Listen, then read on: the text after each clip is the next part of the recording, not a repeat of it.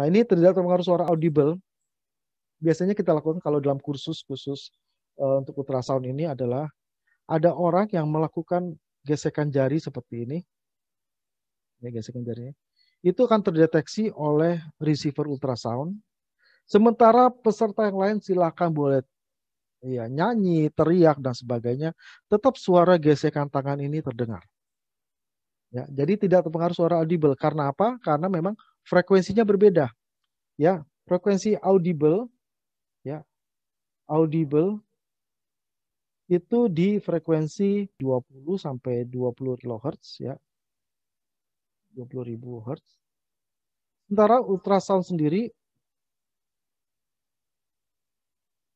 itu di frekuensi sekitar 40.000 Hz. Ya. Jadi memang beda. Ini tidak akan masuk ke dalam receiver. Ya. Ini masuk ke receiver. Ini tidak akan masuk ke dalam receiver. Ini masuk ke receiver. Tentu saja dari sini baru masuk ke dalam telinga kita, ya, baru masuk ke dalam telinga kita.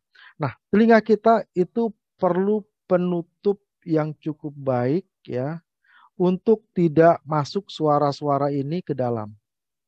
Nah, itu sebabnya kita perlu ada headset, ya, yang cukup baik. Kita miliki dia redamannya 130 desibel. Ini teman kita teriak di sebelah kita pun kita tidak dengar. Ya, jadi benar-benar suara ini masuk ke dalam, yang masuk ke dalam alat itu hanya suara ultrasound, yang masuk ke telinga kita hanya dari alat ultrasound, sehingga kita kalaupun mendengar itu pasti adalah suara ultrasound, bukan suara orang lain. Jadi ini satu hal yang perlu kita ingat, bahwa aman menggunakan ultrasound, silahkan keliling, ya, untuk mendeteksi, walaupun pabriknya rame, walaupun di sekitarnya ada apa objek-objek yang menimbulkan suara-suara yang kalau kita lepas headset kita kok rame sekali ya, tapi ketika pasang sunyi, kemudian kita yakin sekarang kalau ada suara yang masuk itu pasti dari receiver, bukan dari yang lain. Kedua tadi friksi, impact, dan turbulence, ya. Tiga ini kalau terjadi di dalam aset-aset produksi kita, alat-alat di lapangan, maka pasti bisa dideteksi. Ya, jadi kalau di sini ada bearing, ada scratch di sini, setiap dia scratch itu bertemu, ya, antara dinding dalam dan dinding luar, ya, atau antara rodanya, ya, di sini ada scratch juga. Ini akan terdeteksi oleh ultrasound. Karena apa? Karena gesekan ini akan menimbulkan surja. Ya, jadi kalau sinyalnya itu flat, tiba-tiba ada surja, setiap bertemu. Ya, kalau dia aman, dia pasti flat saja, tidak ada surja sama sekali. Kemudian juga kalau dikelistrikan, kita tahu di sini suka ada partial discharge. Nah, partial discharge ini juga akan menimbulkan gesekan. Ya, gesekan antara permukaan keramik dengan arcingnya. Nah, ketika itu sudah terjadi, maka dia akan timbul surja juga. Ya, seperti itu.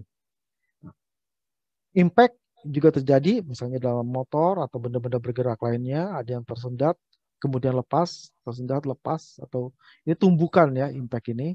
Ya, kemudian juga leak, ya. Leak itu menimbulkan turbulensi, baik yang leak yang positif, ya. Jadi kalau ada leak, ya, ada keluar, ketika udara ini keluar, tentu saja dia akan menimbulkan turbulensi di udara sekitarnya. Nah, udara sekitar turbulensi inilah yang di pick up, yang diambil suaranya oleh ultrasound. Selain positif juga ada yang negatif, di mana dia akan menarik ke dalam, ya, vakum seperti ini.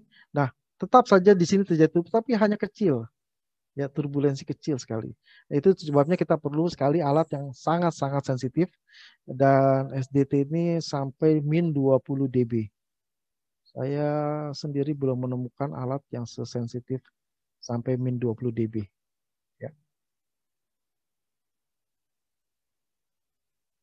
Nah, ini contoh terarah, ya. Ini di Kute sebelum pandemi tentu saja.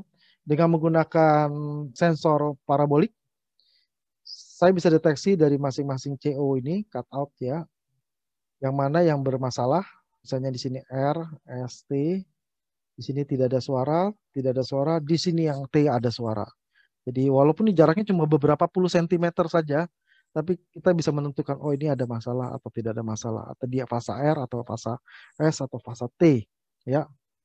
Atau kalau di high voltage kita bisa mengetahui, ya, jadi dengan arah ini kita bisa di satu titik kita arahkan parabolik ini, tapi jangan terlalu tinggi karena ada clearance tinggi jarak antara antena receiver kita dengan penghantar di atas, ya. Kalau tidak nanti ada sambaran listrik dari atas ke bawah, ini kita tidak inginkan. Nah, jadi kita bisa mengetahui ya apakah di sini atau ada di sini atau mungkin di permukaan basingnya. Ya, jadi kita bisa arahkan, tidak ada suara, kita naikkan ke atas, di sini ada suara. Berarti di sinilah lokasi terjadinya partial discharge, ya. Kita bisa geser ke titik-titik yang lain. Ya, cukup kecil. Kami pernah mengukur sekitar 10 cm, sudah bisa membedakan mana yang ada suara, mana yang tidak ada suara. Jadi sangat-sangat terarah sekali. Ini semua yang saya sebutkan itu semua bisa dibuktikan, ya. Jadi mudah sekali membuktikannya. Kemudian berikutnya adalah untuk extra high voltage, ya, transmisi itu juga saya sendiri pernah melakukannya. Saya nyetir ke arah Merak, kemudian berhenti pinggir jalan, situ banyak sekali 150 dan juga 500 kV, kemudian dengarkan, itu jelas. Saya bisa menunjuk apakah titik yang ini, ya, yaitu yang ada suara. Geser sedikit kita bisa lihat. Dan ini juga sini ada lubang intipnya. Jadi kita bisa mengarahkan pas ada di ke arah sini atau sirkuit yang satu lagi atau yang atas dan bawah dan seterusnya. Sangat nyaman karena kita datangi, arahkan, nggak ada suara, lewat, ya, langsung terarah. Kemudian juga kalau kita ada di pabrik yang memiliki pneumatik atau transmisi gas, maka kita tinggal bawa sensor kita keliling, arahkan ke pipa, kita sweep, ya, kita sapu. Kalau aman, tidak ada suara sama sekali yang masuk ke telinga kita.